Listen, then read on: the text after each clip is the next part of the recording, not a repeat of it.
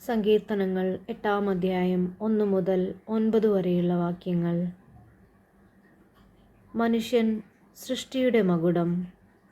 കർത്താവേ, ഞങ്ങളുടെ കർത്താവേ, ഭൂമിയിലെങ്ങും അവിടുത്തെ നാമം എത്ര മഹനീയം! അങ്ങയുടെ മഹത്വം ആകാശങ്ങൾക്കു മീതെ പ്രകീർത്തിക്കപ്പെടുന്നു. ശത്രുക്കളെയും രക്തദാഹികളെയും നിശബ്ദരാക്കാൻ അവിടുന്ന് ശിശുക്കളുടെയും മുലകുടിക്കുന്ന കുഞ്ഞുങ്ങളുടെയും അധരങ്ങൾ കൊണ്ട് സുശക്തമായ കോട്ട കെട്ടി. അങ്ങയുടെ വിരലുകൾ വാർത്തെടുത്ത വാനിടത്തെയും അവിടുന്ന് സ്ഥാപിച്ച ചന്ദ്രതാരങ്ങളെയും ഞാൻ കാണുന്നു.